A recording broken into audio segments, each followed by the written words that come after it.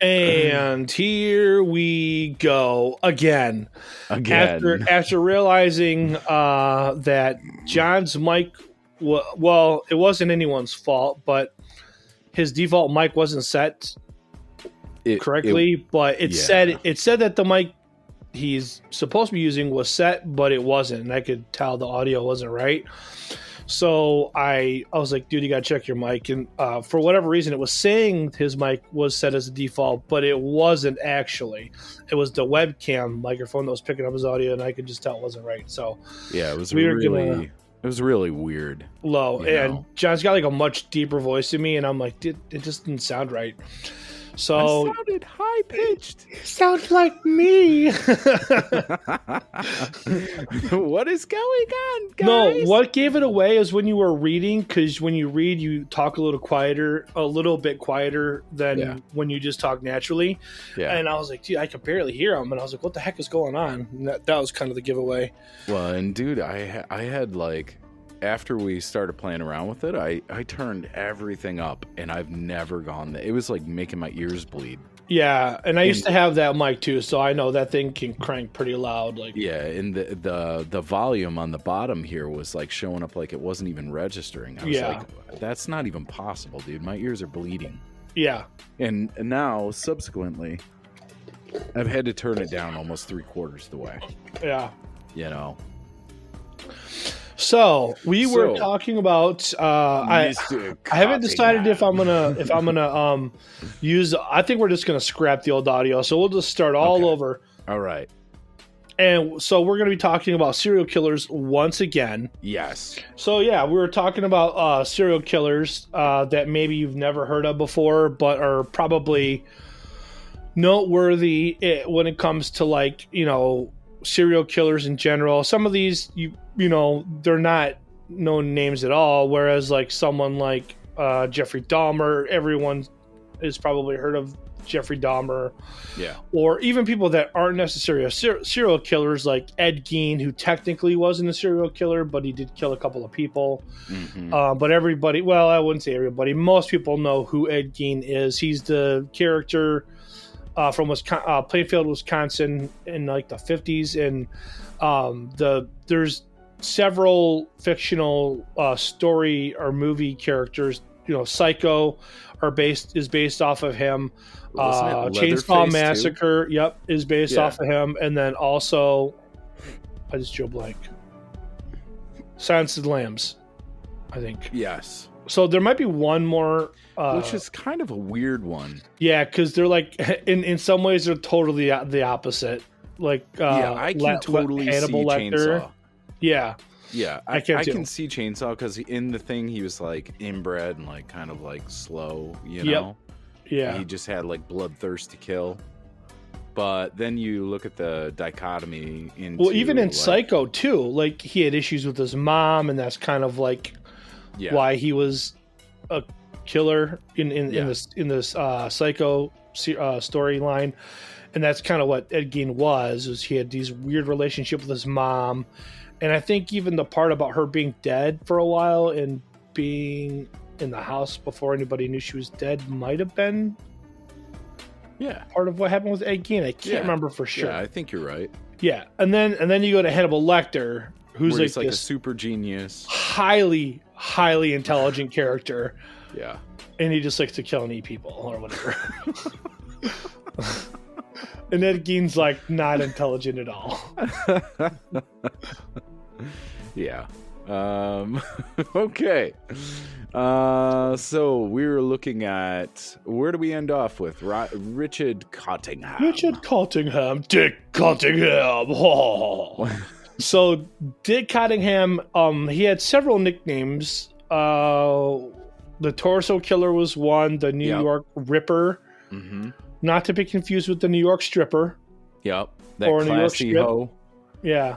But we did decide how in the maybe we'll save some of the audio and I'll use it for like bloopers at the end of the episode, because we were kind of going off talking about like I'll get like my reaction, because we did before the episode, John was like, "Oh, have you seen a picture of Richard Cottingham?" I'm like, "No." He's like, "Don't look. Wait till we start the episode." So I'm not going to be able to reenact my genuine, like, reaction, but like, he looks like Santa Claus. Like, he looks like the Miracle on 34th Street. Yeah, Santa Claus. Total like, giveaway. I mean, total redo. He has that part nailed. If they like ever the do beard like and the mustache are like perfect.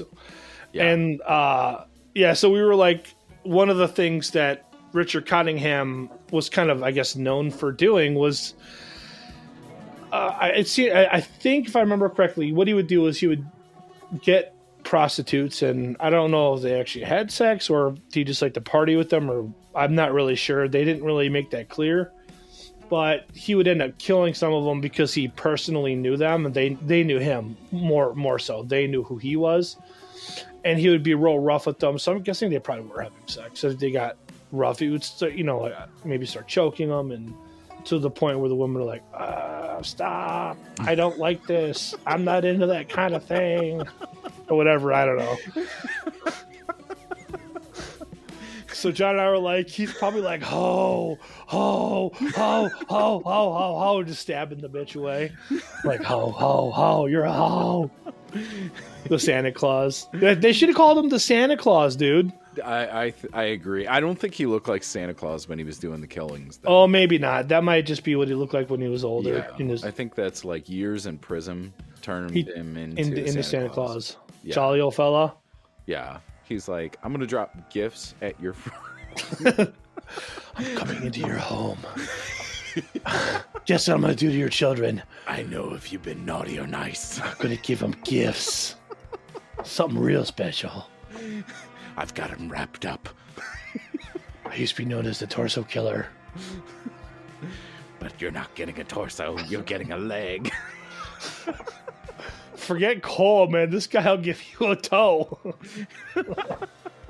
A severed toe if you've been bad. Dropping fingers in the socks. Yeah, dude. Oh, dude. One of the things that was kind of came up when I was watching a video on this character.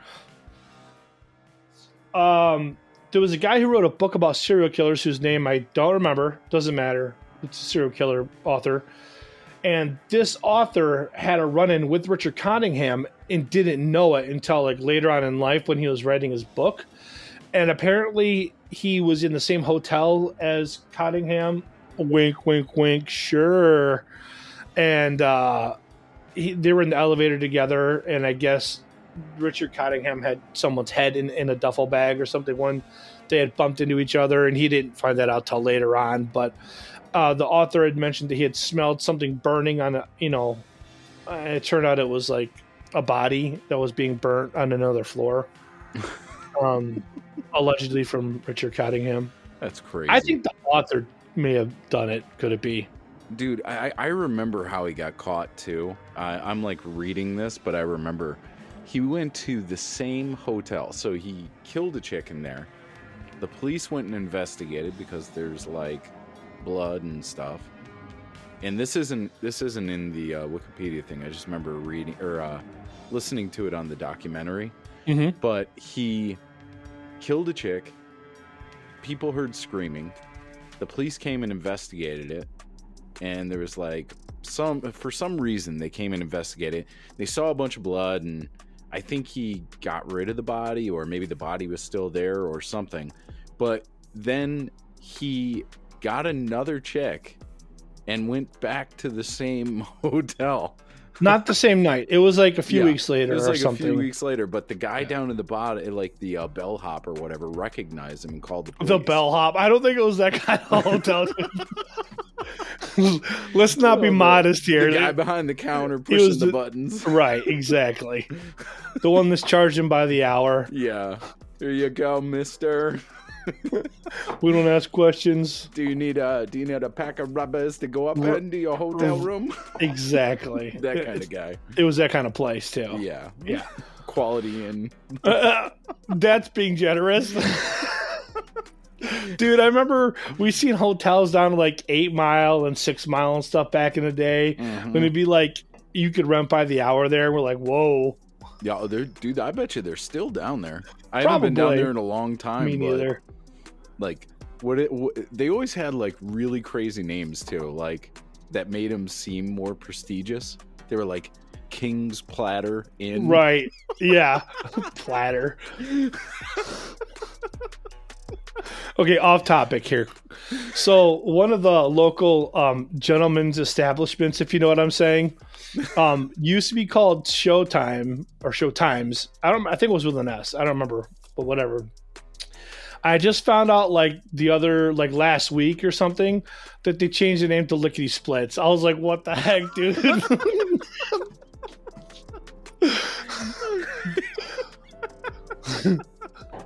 I'm not sure if that's an improvement, but wow, yeah. They went from like ultra prestige to like porno mode. Well, yeah. I don't think the place has ever been prestigious. Well, yeah, they just insured that though. Right, yeah. They just were like, well, let's just call it what it is. It's Lickety Splits. No sense beating around the bush. What bush?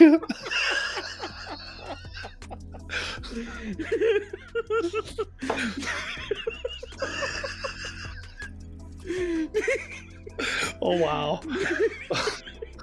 No sense beating around the landing strip.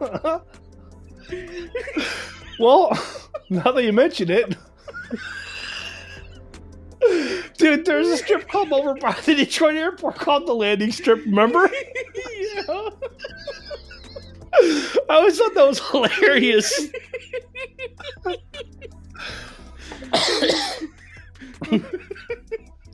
Didn't we know someone that worked there? Allegedly. I don't know. Did we? I'll have to talk to you about it later. Still know her? Do we have her number?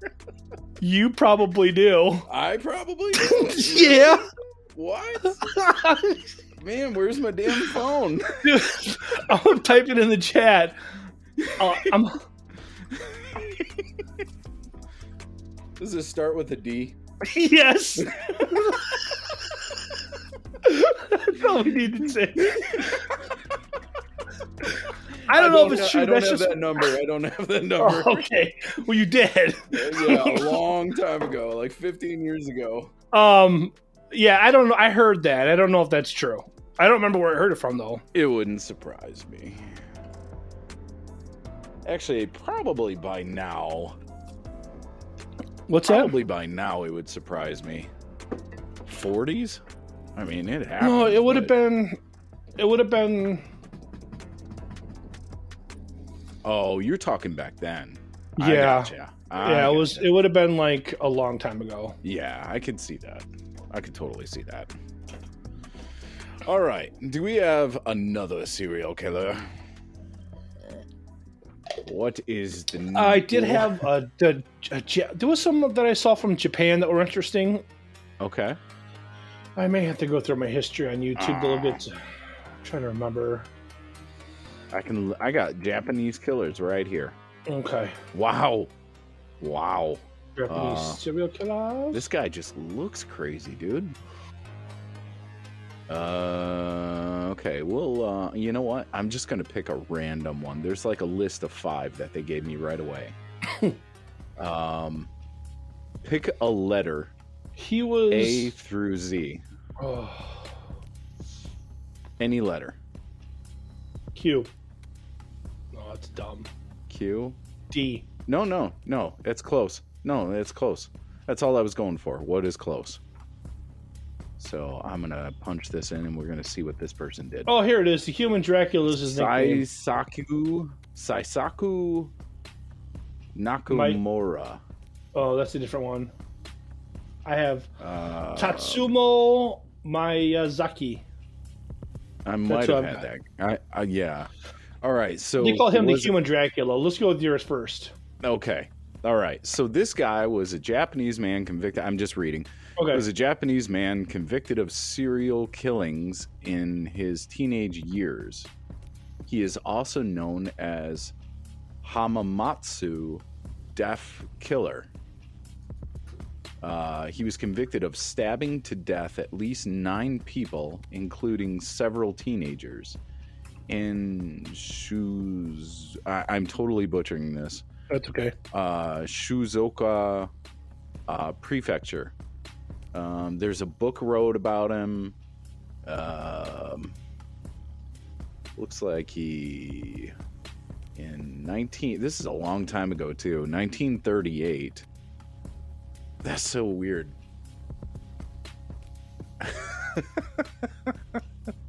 Okay. Okay, that's kind of a ridiculous thing, but anyways, I was just thinking, so in 1938 he attempted to rape 2 women. They resisted him, so he murdered them. He was 14 years old at the time. Two murders are often excluded from his serial murders. So he killed them, all these people from 1941 to 1942. He was arrested for 9 murders in 1942. He admitted to 2 others. On November 11th, his father, Famusada Nakamura, committed suicide. He was tried as an adult under wartime law. Wow, that's interesting. The doctors claimed that he was not guilty by reason of insanity. However, the trial proceeded rapidly and he was executed soon after. Huh. Interesting. All right, that's all they have on my guy.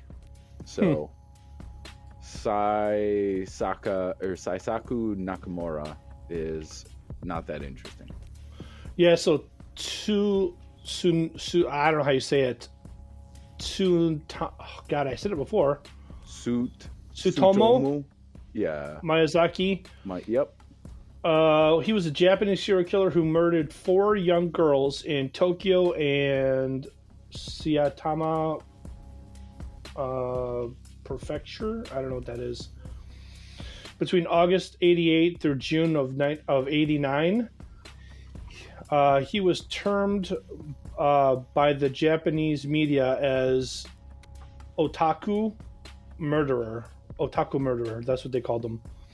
I don't know what otaku means. Let me see if it says what otaku. Oh, Japanese word describes people with consuming interests, particularly in anime and manga. Okay. Really? Why would that have to do with it? That's a weird nickname, isn't it?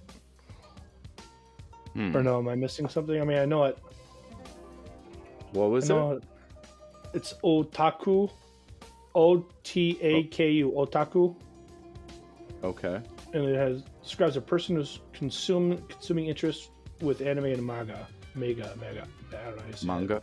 Manga, yeah. Okay.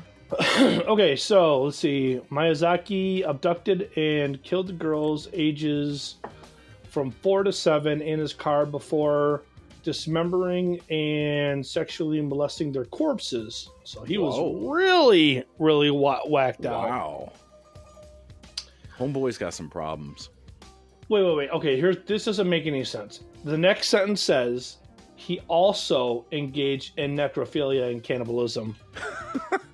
Isn't that what sexually assaulting a dead corpse is? Or am I missing something again? The writer didn't do a good job. No, that's like redundant. Yeah. Dismembering and sexually molesting their corpse. He also engaged in necrophilia and cannibalism. Wow. Okay. He preserved their body parts as trophies and taunted the families of his victims. Miyazaki was arrested in Hachioji in July of 1989 after being confronted while taking nude photographs of a young girl. He was diagnosed as having more or one personality disorders. More or what? So he had multiple. One or more. Sorry, one or more. Just one?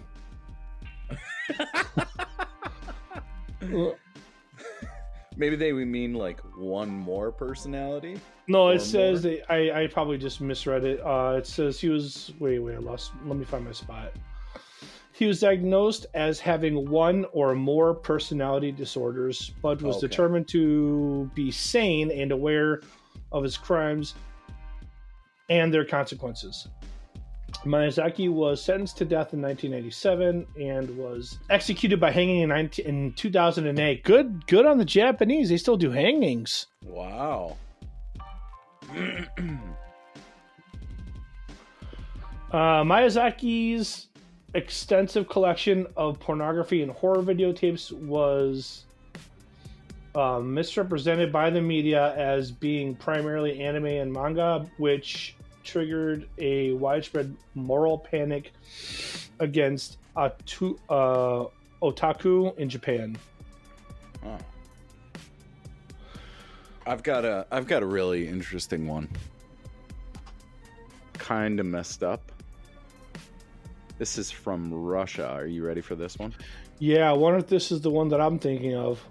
I won't remember the name, but I'll remember what he did. Vladimir Nikolaevich Nikolaev.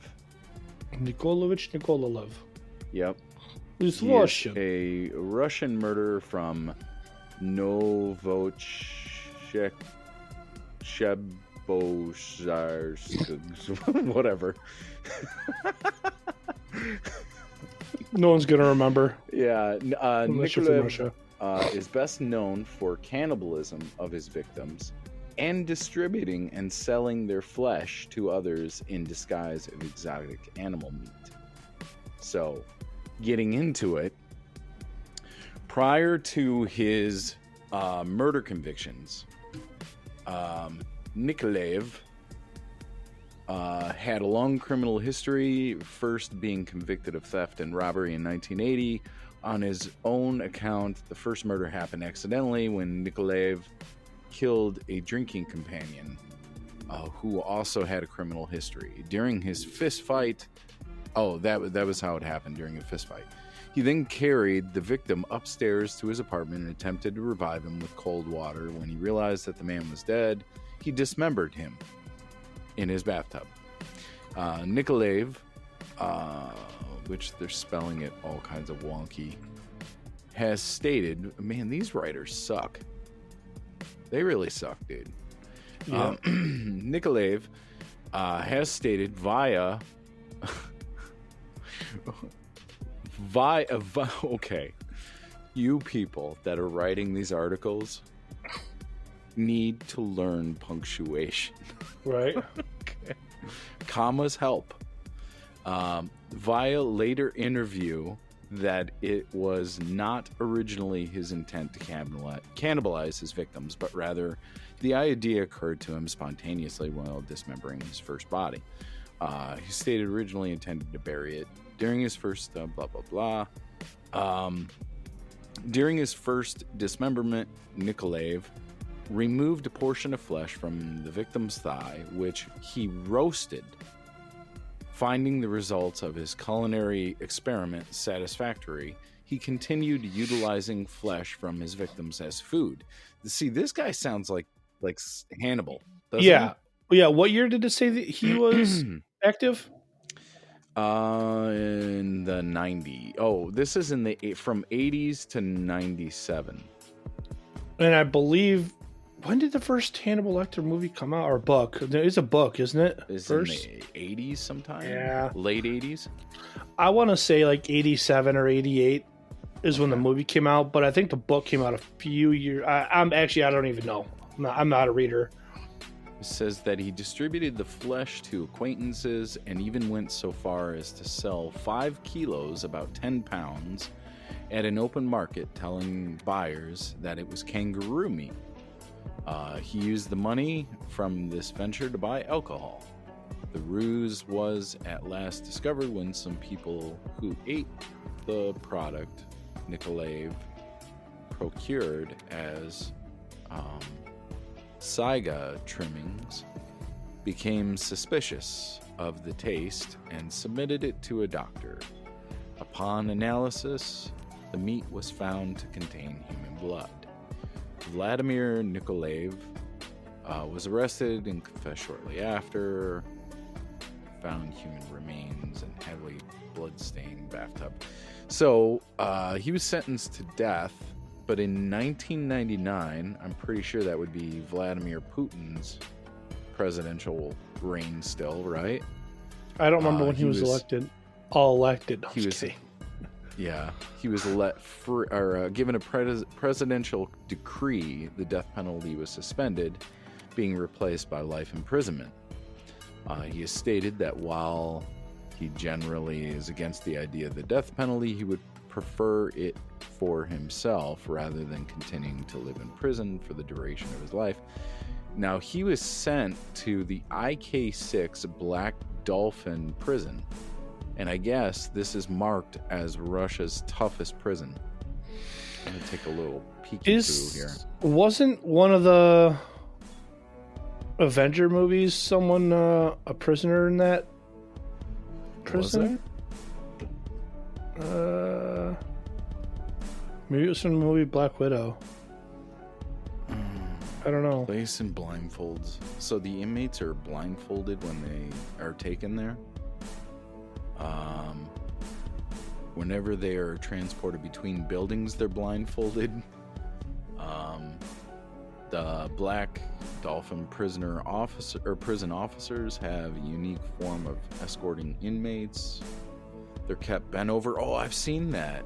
I've seen that on the toughest prisons. They keep them chained, and their heads are like bent over and to the floor, and they have to walk like that. Like no matter where they go, if they're let out of their cell, they have to walk like that. Do they have their hands behind their neck or something? No, behind their back. Like they're all chained in a line, and they have to walk with their heads down. They cannot look up. Their hands are handcuffed behind their back, higher than their hips. This escort control tactic allows maximum control while depriving the inmate of a view of his immediate surroundings, preventing him from escaping or attacking prison staff. I'll get some pictures. Do they have pictures? Probably not. Nope. Just shows where it's at. And it doesn't even show really where it's at. It just says it's kind of in here. Like this general vicinity. It might be in this area, might not. We don't tell you. We not tell you. You want to find out? Kill a bunch of people. You'll find out. Oh, yeah. See, it won't tell you. Oh, look at that. It's like, I don't even know where that is. They have the coordinates. Interesting. Yeah, that's interesting. Can we zoom out?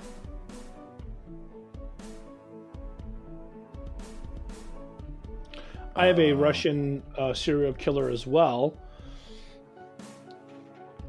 His name is Alexander Pichushkin.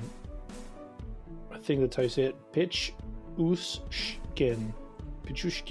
Yeah. Pichushkin. And let's see. So Alexander is 47 years old, so I'm guessing he's still alive.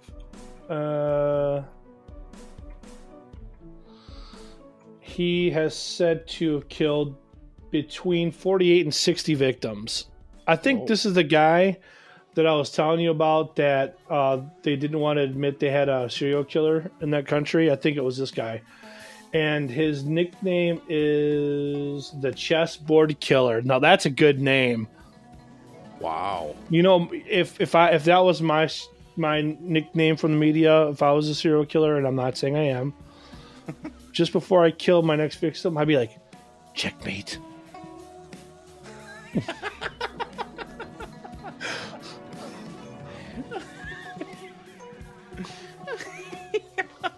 It's kind of messed up, huh? That's totally messed up. Checkmate. I've got you. That's just the last thing you hear is a checkmate.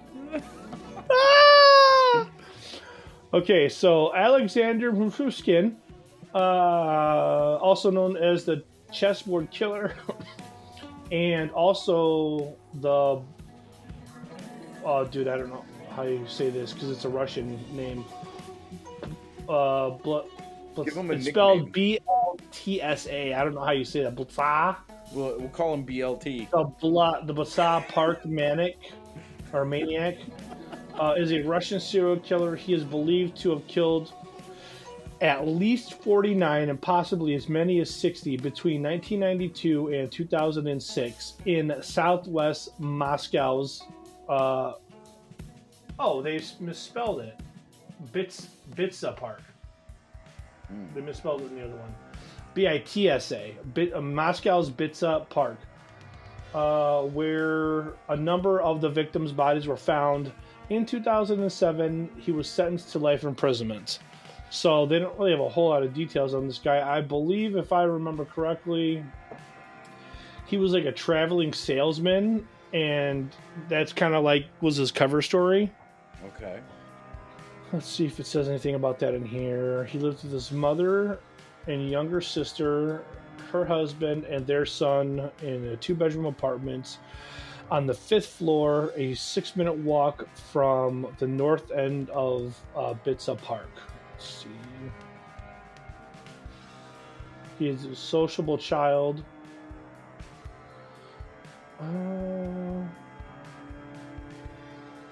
He got hit. Okay, I think I remember this too. Let's see.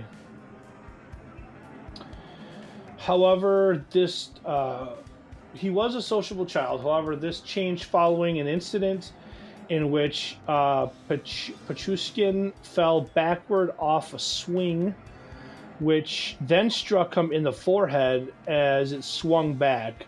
Experts speculate that this event damaged the frontal cortex of Pachushkin's brain. Wow.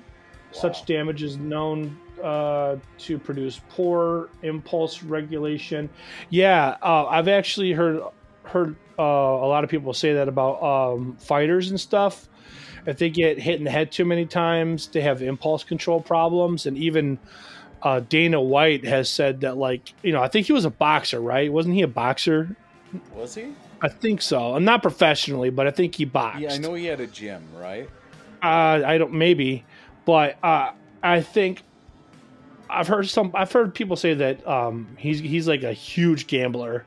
Yeah. And he even had said it, because I think he was on Rogan's podcast one time, and Rogan asked him what's the most he ever won. And he said $1 million, and he said what casino it was at, and I guess the casino was pretty pissed that he won $1 million. And then they I don't know if they just didn't want to pay him or something. So he's like, all right, well, we'll never do another UFC fight here ever again. And then I've seen that, dude. Yeah, he's won he wins a lot. He wins and loses, but it's like big chunks of money sometimes. Yeah. I mean, he's a billionaire now, so I guess it doesn't matter. But he's got that impulse thing where he just wants to gamble like crazy because, he might have a little. I'm not saying he's retarded. He's obviously a very intelligent guy, but he's probably got a little bit of brain damage from maybe fighting and boxing back in the day or whatever. And doesn't that happen with football players and stuff too? I mean, I don't really follow anything regarding football, so I don't know. Yeah. About impulse issues with football players, but I do know that they sustain damage to their heads and stuff a lot. Yeah. But all right, let's continue on. Let me know. I've got a couple here that I want to read. I'm trying to remember why they called him the chessboard killer. That's what I'm trying to get to, because I thought that was an interesting name, but I don't want to read this entire article. You want me to type it in? Sure. Oh, he was okay. So Pachushkin was taught how to play after demonstrating his ability. Was introduced to the exhibition games against an elderly man who played publicly in Bitsa Park. He's a handsome-looking fellow. That Pachushkin's was an outstanding chess player.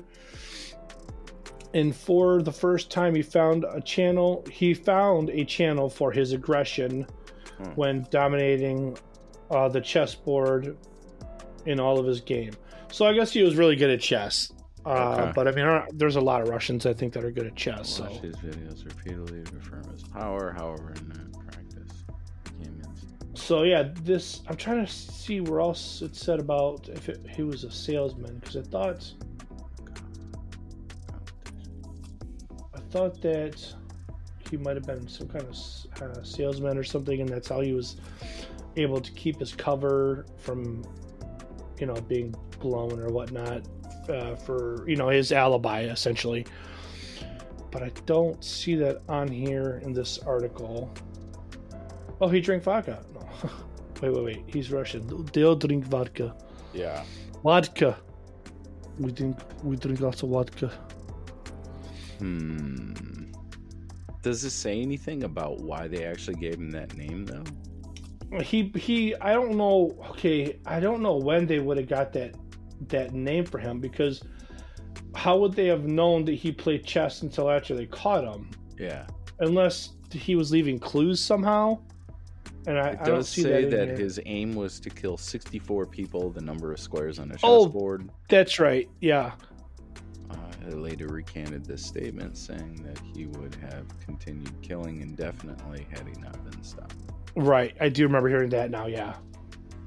But even still, that had to come after he was caught, Right. Yeah, exactly. So there's no way they would have known that before. Behind or something? Yeah, probably something like silly like that, like you know what I mean? Checkmate. Yeah, checkmate. I own you. Checkmate. All right, I got a funny one. You ready? Okay. Yeah. Where? Hold on, I gotta find it again. Oh, here we go. Okay. Yvonne Keller. Okay. Mm-hmm. December 13th. He was born December 13th, 1960. He died September 22nd, 2006.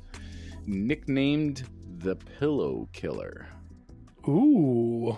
Was a French serial killer between 89 and 2006. He killed at least 23 people in France, Switzerland, and Germany, and confessed to about 150. If corroborated, that would make him the most prolific French serial killer of the 20th century. Yeah. I am the pillow killer.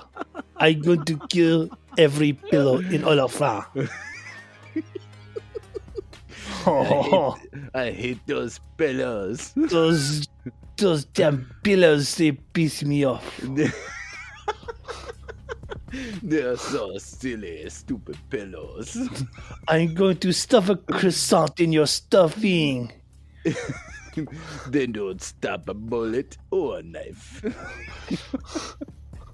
He was implicated in 23 murders of old ladies. So he would break into these old ladies' houses, smother them, and then take all their valuables.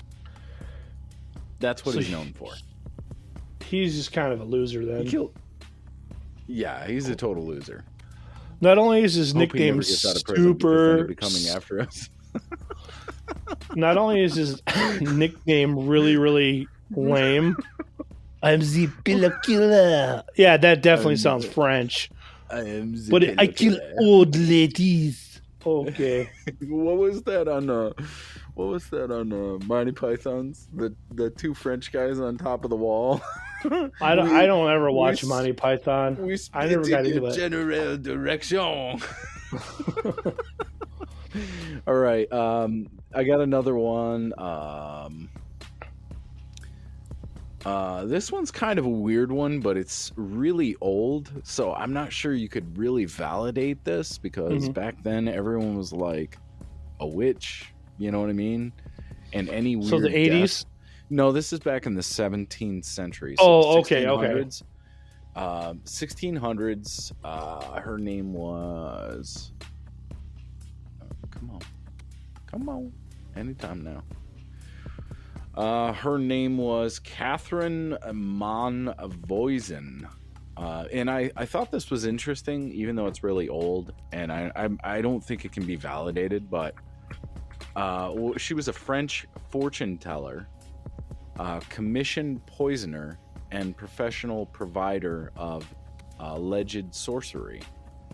And what she actually did, let me see, I'm going to scroll down. This is actually really interesting, like, as I was reading through it real quick. But basically, she poisoned like 1,500 people. Oh my gosh! At one time, or throughout, like, it was a good long time. It wasn't like a long, super long time. It was like 2 or 3 years.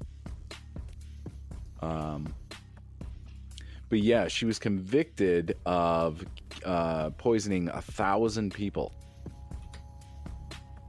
wow. Did they all die, or just get sick? No, they died. On 27th December 1679, King Louis XIV issued an order that the whole network should be exterminated by all methods, regardless of rank, sex, or age. It's really interesting because she was kind of commissioned. If I'm reading this properly, I'd have to go through and really read it like good, but it seems like there were all these deaths happening, so they basically said, okay, well, we're going to end the commission and kill everyone. She had on February 17th, 1680, she was put on trial and was convicted of witchcraft and sentenced to execution by burning 2 days later, of course. And in the days following her verdict until her execution, she was formally interrogated under torture because, you know, that works. Get your confession somehow. And the official document stated that she was tortured enough to beg for mercy. However, while an official permit of torture was issued, the police were given to understand that the permit was not to be used, and this other French person stated that this other French person was in reality never subject to torture, and shortly before her execution described her to be able to move so freely and so seemingly healthy that it did not seem possible for her to be subjected to torture. How was she executed? Oh, by pushed away the hay, which was piled up around her. Okay, so she was burned at the stake, and she tried to push away all the hay around her, and that didn't work. Interesting. So I just thought it was kind of fascinating. And then there was one more. Hold on. Not that one. Oh, here. This one's kind of dark. This is another French guy, Marcel André Henry Felix. I don't even want to try to pronounce that name. It's some French name. Born in 1897. January 17th, 1897, died May 25th, 1946. He was a French doctor and serial killer. He was convicted of multiple murders after discovery of remains of 23 people in his basement of his house in Paris during World War II. He was suspected of the murder of around 60 victims during his lifetime, although true number remains now. Now, who did he kill? This is what I found fascinating, okay? Let me see.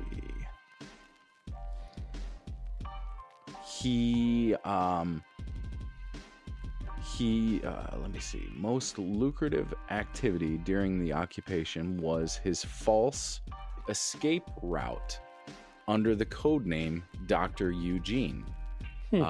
Pitoit, that's the doctor, pretended to have a means of getting people wanted by the Germans or the Vichy government to safety outside of France. Pitoit claimed that he would or could arrange a passage to Argentina or any elsewhere in South America through Portugal for a price of 25,000 francs per person. 3 accomplices, whatever their names are, directed victims to Dr. Eugene, including Jews, resistance fighters, and ordinary criminals. Once victims were in his control, Petoit told them that Argentine officials required all entrants to the country to be inoculated against disease. With this, he injected them with cyanide. He then took all their valuables and disposed of their bodies. Isn't that crazy? Mm-hmm. Doesn't it sound like it kind of seems like something off of Glorious Bastards? I don't remember that. I haven't seen that in a long time. It kind of does. I mean, it kind of doesn't, but it kind of does. I mean, I don't know. I found it like that is like crazy. I've never even heard of this. In all my studies, I've never even heard of this. He failed to keep a low profile. The Gestapo eventually found out about him, and by April 1943, they had heard all about his route for the escape of wanted persons, which they assumed was part of the resistance. Gestapo agent Robert whatever forced prisoner Yevon Dreyfus to approach the supposed network, but Dreyfus simply vanished. A later informer successfully infiltrated the operation, and the Gestapo arrested Fourier, those 3 guys. Under torture, they confessed that Dr. Eugene was Marcel Petoit,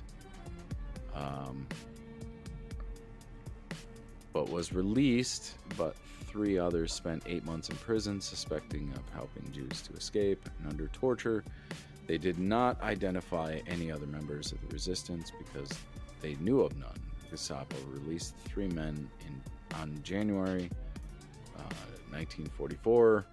Then the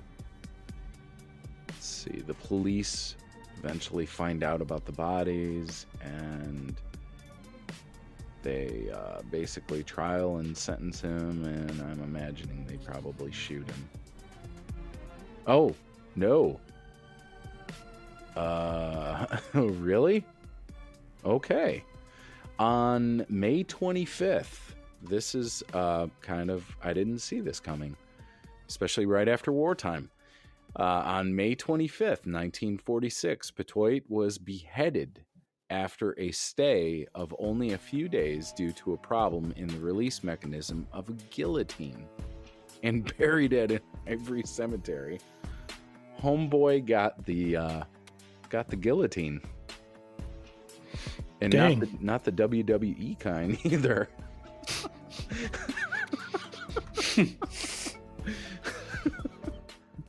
The actual guillotine, dude. That's got to be one of the more fascinating stories I think we've read in a while. At least to me, I find that very fascinating. Yeah, I've never read that before. All right, that's all I got though. Okay, I've got one. Dude, this guy might have the most intimidating nickname so far. Really? Maybe. Okay. He's nicknamed the Butcher of... wait, where'd it go? Anything starting with the Butcher is gonna be pretty hard. There's a couple nicknames. The Butcher of Rostov or the Red Ripper. So he's Russian. Okay. I feel like there was another... Hardcore. What's that? Either one of those are going to be pretty hardcore. Oh, I think... Wait, what did I type in for... I think... Oh, the Russian Ripper. That's what I typed in to find him. So the Russian Ripper, the Butcher of Rostov, or the Red Ripper. Those are the different nicknames he has. So, I mean, just the Russian Ripper by itself, that's pretty intimidating. Yeah. And you'll see why. He's nicknamed the Russian Ripper, okay? So... I'm going to try and say his name, but I'm going to probably butcher it. It's Andre, and I don't know if it's actually pronounced Andre. It's Andrei, so it might be Andre. I'm not sure. And then last name, Chikatilo. So Andre Chikatilo. Okay, so Andre Chikatilo let's see. He sexually assaulted, murdered, mutilated at least 52 women and children between the years of 1998 and 1990 in Russia, Ukraine, and Uzbek.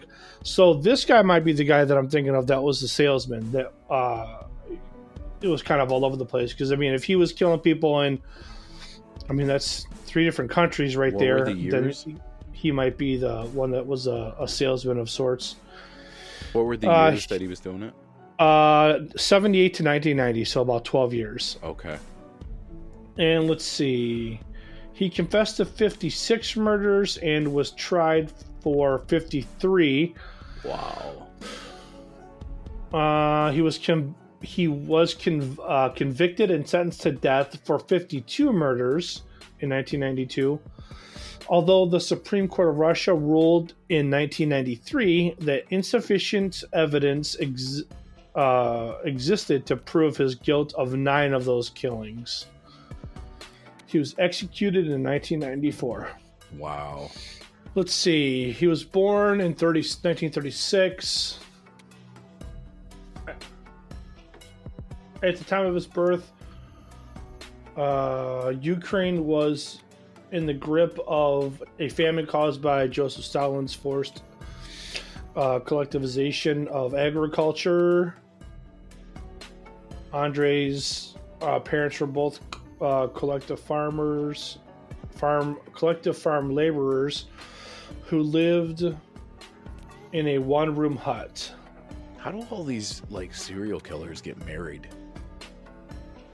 That always blows my mind. I know. I don't know. They have like this split life where they can do these like crazy atrocities, but yet like have like a woman at some point that obviously is affectionate towards them. They have to respond by being affectionate in one way or another, whether they're cut off from their feelings or not, but they're able to convince these women that they love them to the point where they're married. You know what I mean? Yeah. Have a kid with them or multiple kids, you know, like in this guy's case. I'm just blown. They're like perplexed by that. You know? It says he was married in 1963. Like, how does that even happen? You know, like take for instance, like the BTK killer. Totally like legit family life, obviously disconnected and everything, you know, but yet cut off. I mean, the guy was like really out there. How about the even though he wasn't technically, I guess, a serial killer because he was a contract killer, but to me they're one and the same. One is paid for money and the other one just does it for pleasure. But at some point, I mean, when you're killing multiple people with cool-off period, that speaks to me of a serial killer, right? You know? But even he had like a family life, and he said that his family was like the most important thing to him. How does that even happen? Like, you know what I mean? I don't know. Some kind of searing of the conscience. Yeah. Or like with the last guy, brain trauma, brain injury. Yeah.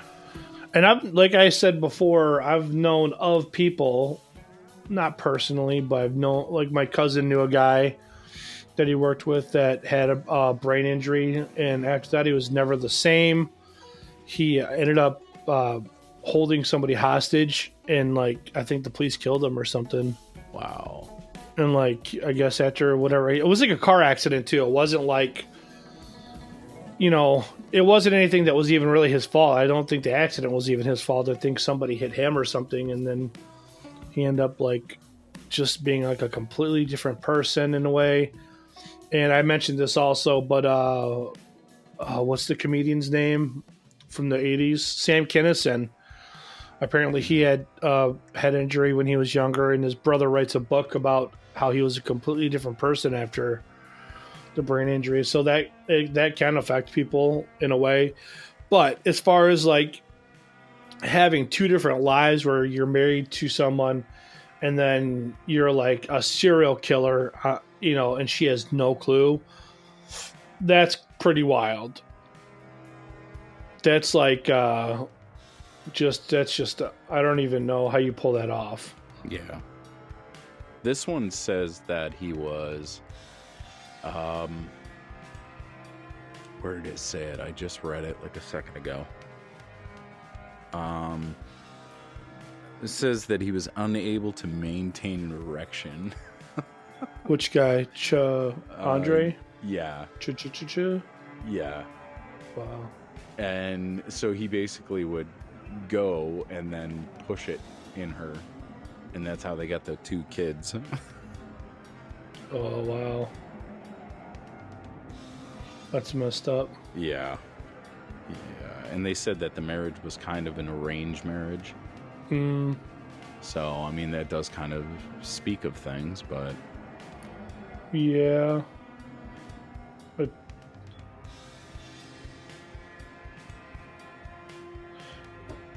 Yeah, it looks like he had at least 2 kids. I'm trying to think of the name of that. Let me see if I can find the name of that dude from South America.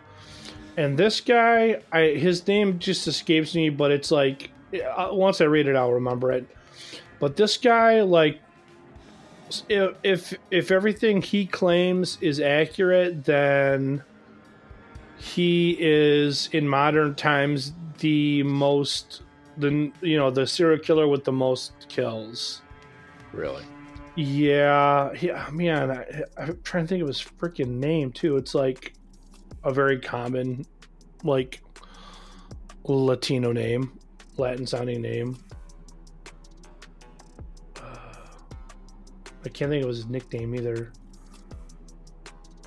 I'm scrolling through my history here, see if I can find it. Human Burgers. We watched a lot of really strange ones. Yeah, you know we're on somebody's list somewhere. Maybe. Maybe not. South America's 8 scariest serial killers. Yeah, I think it was Pedro Lopez. Yep, Colombian serial... Okay, yeah, so Pedro Lopez, serial killer. Pedro Alonso Lopez, born in 1948, was a Colombian serial killer, child molester, and necrophile who murdered a minimum of 110 young girls from 1969 to 1980 and claimed to have murdered over 350 victims across Colombia, Peru, Ecuador. How many? 180? He killed 110 for sure, and he claimed to kill over 350. Wow. Oh, yeah. This is the one. He's supposedly like the most... I don't know what the word I'm looking for is, but he's got like the biggest head count allegedly. If all of them are true. Isn't this the one we watched that documentary on?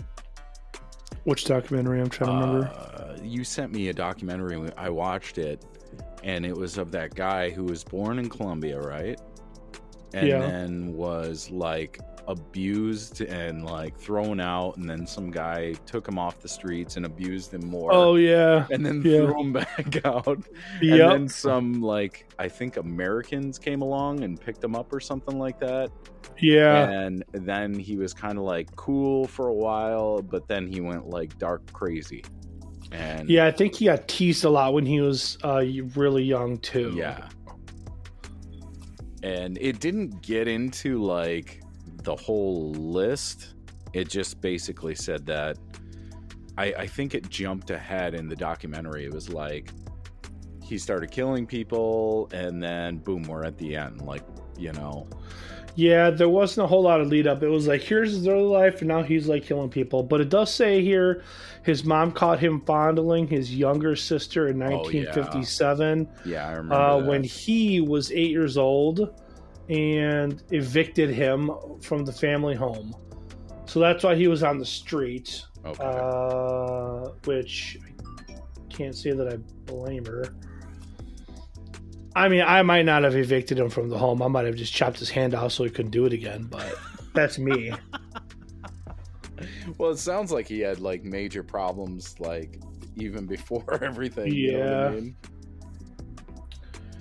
Pedro was reportedly the seventh child among 13 siblings.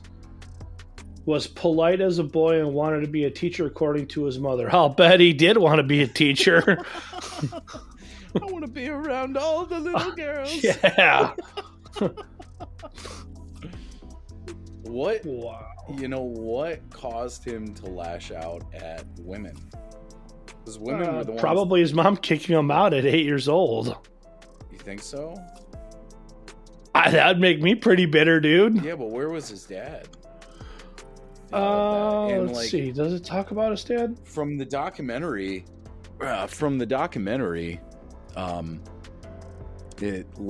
all the people that abused him and beat him up were all men. Yeah, yep. It doesn't say anything about his dad that I can see right here, but yeah, he did get like raped by like men several times, and I think in prison. But I think he was kind of in and out of jail, and it wasn't for murder. It would be like for like, I don't know, theft or just dumb stuff. Not dumb, but Yeah. Compared to like raping and murdering kids, it was like just silly little stuff. He'd be in jail for a short period of time, and I think that's where he got. Yeah, it says he got. Lopez claimed that during his incarceration for car theft. Yeah, see, car theft compared to like murdering and raping kids is not that big a deal, dude. Like that's a day off. Lopez claimed that during his incarceration for car theft, he was brutally gang raped. Wow. And subsequently, while he was in prison, he hunted down the most brutal of his rapists and killed them. Well, wow. Good for him, actually. I don't have a problem with that. Somebody like gang rapes you, they kind of have that coming. Yeah. So. Agreed. Let's see. He said after. I'm just impressed that he actually did it. Yeah, I agree. That's my only response. Like, he probably couldn't fight him off if he was being gang raped. It probably wasn't like a submission mentally. It was probably a submission physically only. Okay. You know what I mean? Because I think a lot of people probably took him one at a time. Yeah, but I mean, like, that's like methodical. A lot of people, I would think, if they're getting raped in prison, it's probably a mental submission where they, like, out of fear, they don't want to die or whatever, so they just take it. Mm-hmm. I feel like this guy's probably held down. Really? Physically. If he killed them off one by one, I would think that's what happened. I mean, from the documentary, all the pictures that they showed, he did look kind of smaller. Mm-hmm. He didn't look like a gigantic guy, Yeah, he didn't look like a big dude at all. Let's see. It says that he said that after being. Are you there? Okay, yeah. I thought something just happened. No, we're good. He said that after being released from prison, he moved to Peru and started murdering young girls. Lopez claimed that by 1978, he had killed over 100 girls before being caught and captured by members of an indigenous tribe. Oh, these captors were preparing to execute him when a missionary from the U.S. intervened and persuaded them to hand him over to the state police. However, the state police had quickly released him. Lopez said that he had subsequently returned to Colombia and later moved to Ecuador during this period. He claimed he had killed about 3 girls a week. Oh my God, dude, that's like, where's the cool down period? Yeah. Monday. Oh, Tuesday's my cool down period. It's Wednesday. Jeez. Oh man, I took the day off. It's Wednesday. Time to kill again. I've had a busy week. I'm gonna take tomorrow off. Okay? Yeah, dude. Wow. I kind of lost my spot. Hold on. 3 girls a week. That's what I'm looking for, right? I totally lost my spot. Oh, okay. Here we go. Lopez said, I like the girls in Ecuador. They are more gentle and trusting, more innocent. Wow. Yeah, that's messed up, dude. That is messed up. Let's see. He was arrested in March of 1980 and confessed to killing 103 girls, including 53 whose bodies had been found in January of 1981. He was convicted of 3 murders and had confessed to 300 sexual assaults and stranglings. The police believed he only confessed because a flash flood uncovered a mass grave containing many of his victims. Interesting. Yeah. Yeah, that's wow. That is pretty messed up, dude. Yeah, if he did kill as many as 350, he probably is one of the world's like most in top serial killers as far as. Do you think it's body because of like a lot of like how did he get away with that many? That's what I'm always like thinking. Like how did he always get away with that many? Like any of these serial killers. He probably never stayed in any one place for very long. So he just kind of roamed around. Yeah, he was probably like a vagrant or whatever. Or because this doesn't sound like a lot of the other ones where they pick like prostitutes only, the less dead. You know what I mean? This sounds like a variety of any kind of woman. Basically. Yeah, and just women, little kids and stuff, and you know what I mean. Mm-hmm. That's what it sounds like to me.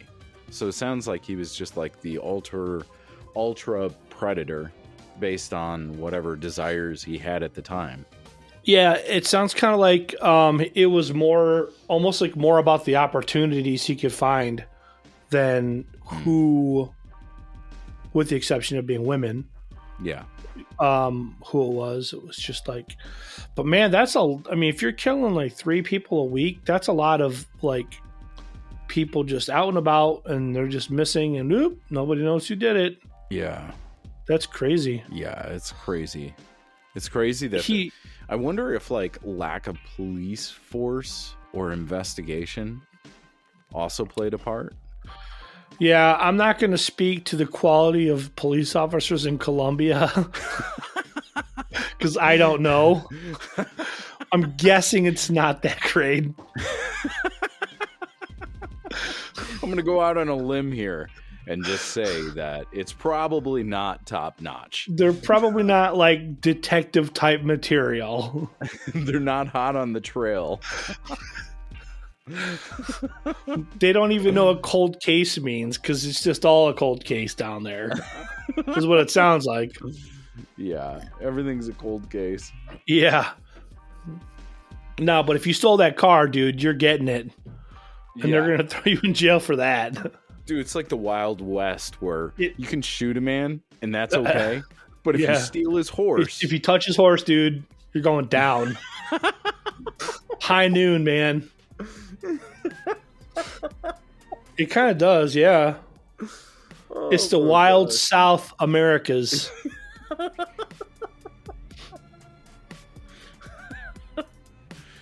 Oh, dude.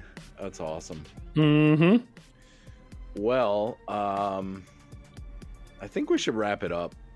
Yeah, we can wrap it up with that one. This was a pretty interesting episode. It was a little bit different because not only was it serial killers that probably most people have never heard of, but we didn't even really do any American ones, did we? They were all outside of the U.S. The first one, Cottingham. Oh yeah, Cottingham, but that's because we had already said we were going to start off with that one. That's where we left off last time. So yeah, so all over the world, all over the world, crazy.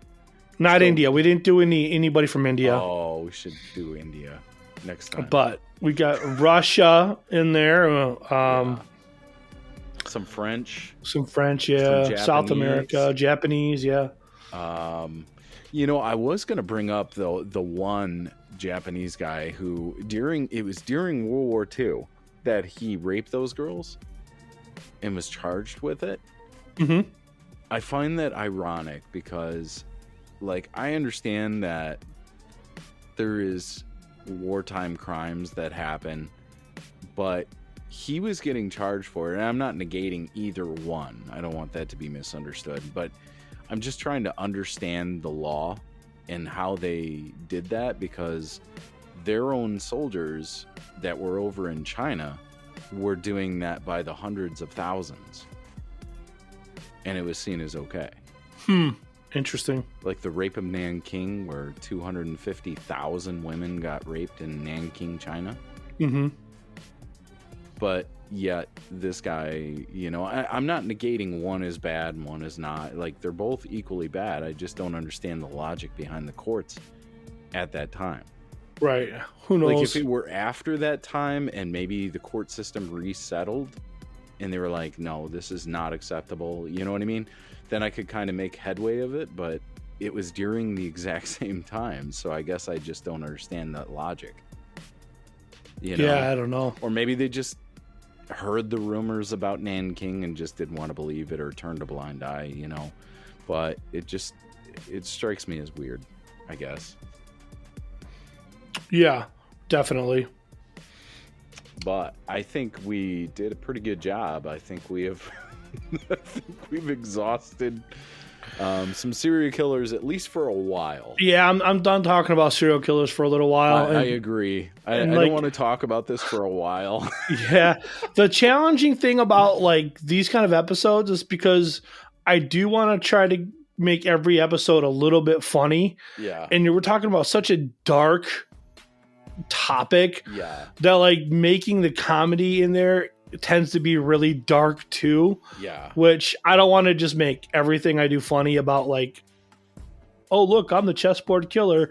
Checkmate. You know what I mean? Like, that's kind of messed up. It's funny, but that can't be the extent of the comedy we do to make a situation, or not a situation, but a topic like this lighter. Like, checkmate.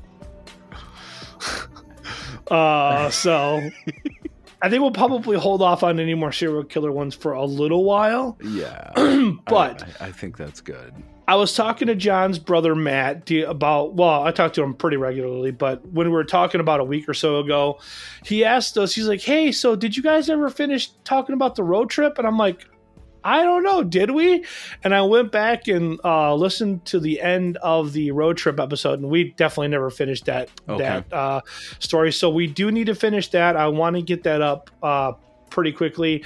And then I want to do kind of a state of the world one, because right now, I mean, obviously, depending on when you're listening to this, you don't know what I'll be talking about. But right now, supposedly, if you believe what the media tells you, Russia has invaded Ukraine, and I think there's some interesting things that are happening with that, but I don't know that I buy all of it. I think a lot of it's BS.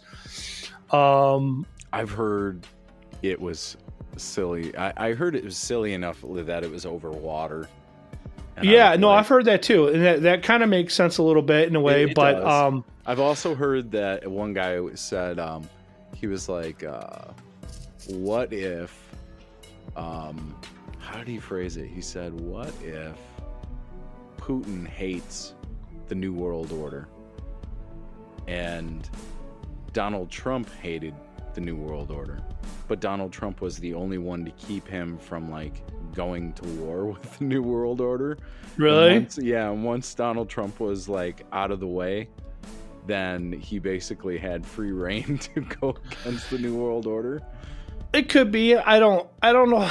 Maybe. That's an interesting theory. I like that one. Not that I agree 100% or disagree, but I like that theory because it's not anything I've ever heard at all. Yeah. So I do want to kind of get into that. I want to just a little bit. I think one thing I have to mention, I'm not picking any sides, and I may say like something controversial, like hashtag I stand with Russia, just to be funny. I don't stand on any side because I don't pick sides. And I'm not Russian and I'm not Ukraine, and I have no dog in the fight. Yeah. So if I say something like that, I'm definitely just joking and I'm trying to get a rise out of people. But the reason I say that is because I see a lot of people supporting Ukraine. And I think, in my opinion, I could be totally wrong, I think a lot of Americans are siding with Ukraine because they're clearly the underdog, and everybody knows Americans love an underdog story. Like that's like what America. That's like our thing. Is we love a good Rocky. You know, we love a good underdog story. The revolution. You know, the Revolutionary War. You know, so. I could be wrong about that, but I was thinking about it today. I'm like, I wonder if people are just supporting Ukraine in a subconscious way because they're clearly the underdog. They're geographically way smaller than Russia, and I think their military would probably have to be way smaller.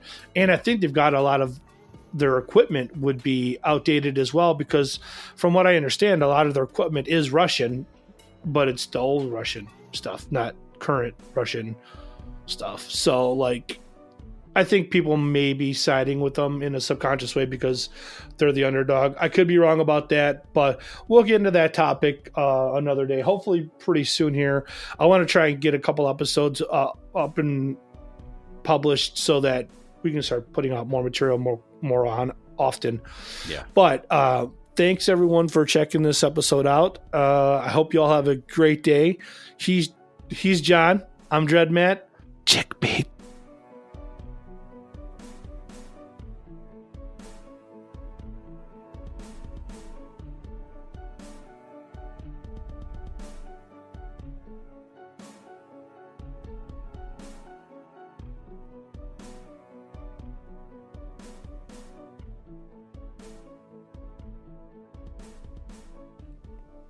And thank you for listening to the Campfire Conversationalist podcast. That was our conclusion to our basically international serial killer episode, which was part 2 of our serial killer episode from the previous episode of serial killers, which was, I think, almost all American ones. That wasn't actually planned out, by the way. It just so happened to work out that way. But I hope you enjoyed that. And as promised, I'm going to bring you the part of the episode that we cut out from the beginning because we realized John's mic was not properly set. Wasn't his fault. It was something with the computer. It was saying his microphone was set as a default, but it actually wasn't. So there was actually some funny kind of interesting moments in the original take, and I don't like having to like try to reenact that kind of stuff because it's not as genuine. So I'm going to add that. I'm not going to edit it. I'm just going to leave it pretty much as is and let you hear how our original take was with John's microphone being much lower. It is his webcam microphone that was actually picking up the audio, not his Yeti mic. So here is that portion of the podcast. We'll consider it like a blooper reel or something like that. I don't know what you want to call it, but it's not a real, and it's kind of a blooper. So real bleeper, blooper, real blooper, a blooper reel, a real blooper reel. There we go. And once again, thanks for listening to the Campfire Conversationalist podcast. I'm Dread Matt. He's John. He's John, and I'm Dread Matt, and we're out. Checkmate.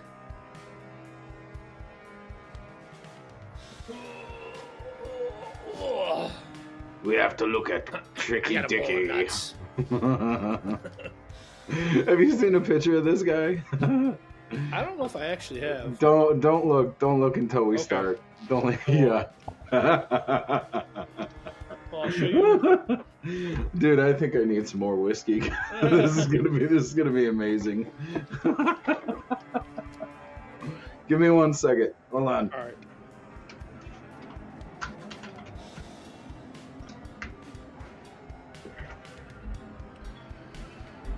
I'll show you the old camera versus the new camera with the stock lenses on them.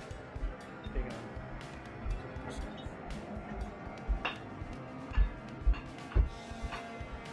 on. We are ready. All right. As ready as we can be. Oh, it's definitely sour mash. Sour mash. sour mash. The monster mash. Monster mash, yeah. Let's take this off. Okay. And here we go. Today on the Campfire Conversationalist podcast, we're talking more serial killers again. More serial killers. So we got a few more. I don't remember all of who we said we were going to do because I don't know. We've There's talked a lot. about so many. We've watched so many videos and stuff, read articles and all that kind of stuff on so many different ones that we're just going to kind of wing it, I think. I know we're going to get the talks that we've had, haven't they only been on American ones too? Yeah, I think there's. I know I did look at some Japanese serial killers and some European ones. Yeah. So that might come up today, but yeah, for sure. Like most of them have all been American ones, and there's definitely. And there's a lot that I looked up, dude. That some I hadn't even heard of. Yeah, most of them I never heard of. I can't remember which one it was, but I was watching a video on one. And whatever country they were from, the country was like claiming that they didn't have any serial killers. I think it was Russia or something. And they're like, oh, we don't have any serial killers here in this country. That's not a thing. And yet they had like this dude like just killing people left and right, and they couldn't figure out who it was because basically they just didn't want to admit that they had, that there was such thing as a serial killer in that country. Yeah. Yeah, I forget which one it was. Nothing to see here. Nothing to see. Yeah, exactly. We deny serial killers, so there's no problem. Yeah.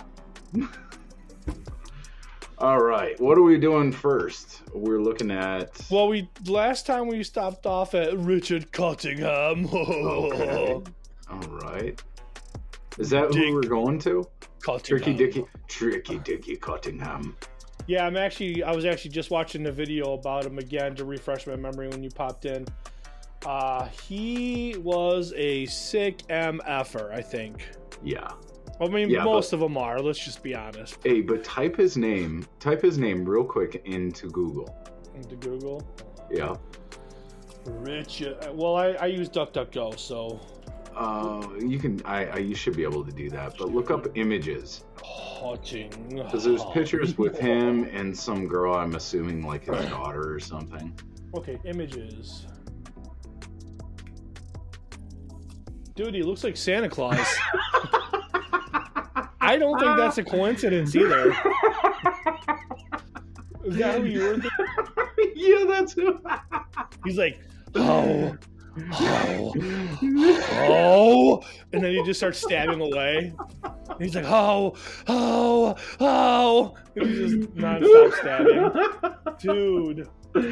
He really looks like a really short Santa Claus. You know? Is he short? I only see. Well, either that or that girl next to him is like super tall. Oh yeah, I see what you're saying. Let me scroll through some more. I mean, compared to the cops, he looks like average, I guess. Let's just look up Richard Cottingham height. Oh, that's a picture. Oh my gosh, dude! I've never seen a better Santa Claus, though. Yeah. Have you? I mean, like No, that guy. I mean, that guy is perfect. It might as well be. What is that movie on 46th Street or whatever? Oh yeah, that's what he looks like too. Macy Day Parade or whatever. Yeah, that's what he. Dude, he totally has that part.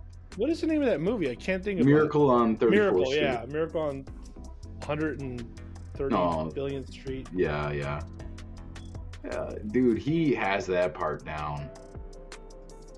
Why can't I find his height? Where's? I don't know. Look up the torso killer's height. Look up that. Yeah, they call him the torso killer. That is his nickname. Torso. There you go. Torso killer.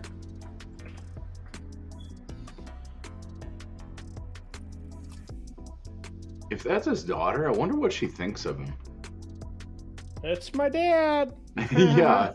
I mean, she kind of has a look in this one picture, like, what? You said what? But then she's got another picture where she's like got her arm around him and hugging him. Yeah. She's got another one where she's like fake choking him. I don't know what that's all about. What? I didn't see that one. Hold on, let me go back. Dude, that's messed up. And she's got another one where she's bringing him a flower. I see the one where she's like doing like this, like peace. Like, peace, dude. He just chopped some bodies, no big deal. What the heck, dude? That's really weird. I know. It's so weird, dude. Images. Peace, dog. Oh, I see the one where he's strangling. Yeah, that's weird. Isn't that weird? That's what I don't know, dude. It just says on this one, women befriends the serial killer who murdered ... Oh, well, maybe it's just a strange woman that has a fascination with one of those women that him. are just infatuated with serial killers, maybe. Yeah. She's like, me and him were like best friends all the way until the end.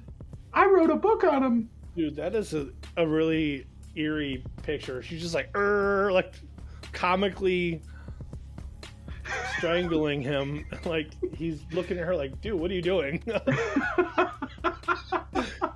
He is. His look is like, dude, what are you doing? I'm like, what the heck, dude? He's like, I'm posting this on Instagram.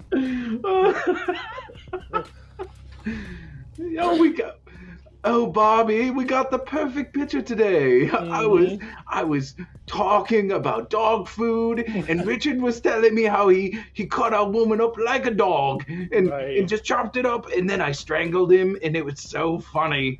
I know. The guards, they just stood there and they didn't know what to say. Yeah. As they took the picture, someone told the camera it's not not one of them two. Yeah, it's not one of them two. Someone's like, yeah, put your hands around his neck and then squeeze and make a face. Wow. And I'll snap the shot. There's a bunch of people that wrote books on him. His other name is the Torso Ripper or the New York Ripper. That sounds too close to New York Strip or New York Stripper. So I would not go with that. The New York Ripper. The New York Stripper? No. The New York Ripper. It's New York's Ripper. New York Stripper. No. New York's Ripper. Get it That's right. confusing. Let's just go with the Torso Killer. Okay, done. Oh my goodness. All right, you want to run us through what is this guy known for? What did he do? So he would just like have a good time and take it too far. Have a good time and take it too far? Yeah. So he was a politician? Yeah, could have been. I think this is the guy who would he didn't kill for the killing. It was just like the result of, this bitch knows me. Gotta finish it off. So it wasn't for the thrill, it was more like a necessity. Okay. So it's not like he was with a lot of women of the night, as they like to say. Okay. So what? They weren't strippers or hookers? It sounds like some of them were, and if he knew them, then he'd, after he was done doing whatever they did, he would kill them. Okay. Put their bodies up and do all kinds of crazy stuff. Yeah, it says, one of those characters. Let's see what they say. Cottingham killed 11 people, but claims to have committed between 85 and 100 murders. How? Like, I want to know how. I want to know how he went on that far. Even 11 in New York seems. This is the guy that was up in the hotel, right? Yes. The writer who wrote a book about serial killers had a run-in with him in the elevator. Oh yeah, that's right. That's right. And he didn't know it until later. But right. I guess in the duffel bag that Richard Cottingham was carrying when they had, had their brief encounter, Richard had a head in there. Yeah, no big deal. In the bag. And I guess whoever the author's name was, I can't remember his name, but he said he could smell like burning flesh. I don't think he realized it was flesh at the time, but there was some kind of fire on the floor that wherever Richard Cottingham was at. Interesting story. Okay. So wait, he was burning the bodies? I guess. In the hotel? I guess. How? This what? would have been like the late 70s or early 80s. So there wouldn't have been, I don't think they had fire detectors, smoke detectors back then, did they? I don't know. It just seems like that's... Because, dude, you like, wouldn't a body have to be at like a really high temp to burn it? You're asking the wrong dude, man. I'm just thinking, like, all right, say you cook a steak, I mean, I don't know. Human flesh just seems like cooking other meat. Well, I mean, and you're trying to get rid of it. You're not trying to burn it. You know what I mean? I don't even know if he was trying to get rid of it, though. That's like, you're thinking along the lines of someone who's like sane. Okay. He might have just been trying to burn it just for like shits and giggles. Well, you think it was like some kind of fascination? Maybe. I mean, it doesn't, I don't know. Maybe. Who knows? Okay. Wow. I'm reading some of the stuff you did. I'm not going to mention it, but some crazy stuff, dude. Yeah. Read at your own discretion. It looks like there was drugs involved, too. Like you would drug them. I don't know if I remember reading any of that or not. It's possible. I mean, maybe that's how he lured him in, was with drugs. Didn't that Joe guy, the one at the hamburger stand, didn't he do something similar where he would lure people in with drugs? Yeah.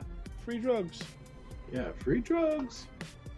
Anytime someone's offering you free drugs, run. Yeah, for real. Why did they call him the torso killer? None of this says it. Yeah, I know. Right here. His nickname, the Torso Killer, and Times Square Torso Ripper. That's a tongue twister. He was called it after his dismemberment and decapitation of 2 victims on December 2nd, 1979, in a Travel Inn hotel on West 42nd Street in Times Square. So, yeah.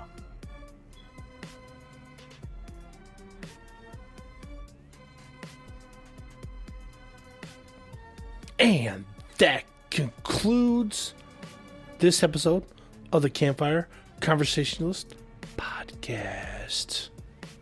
Thanks for listening. I hope you enjoyed it, and checkmate.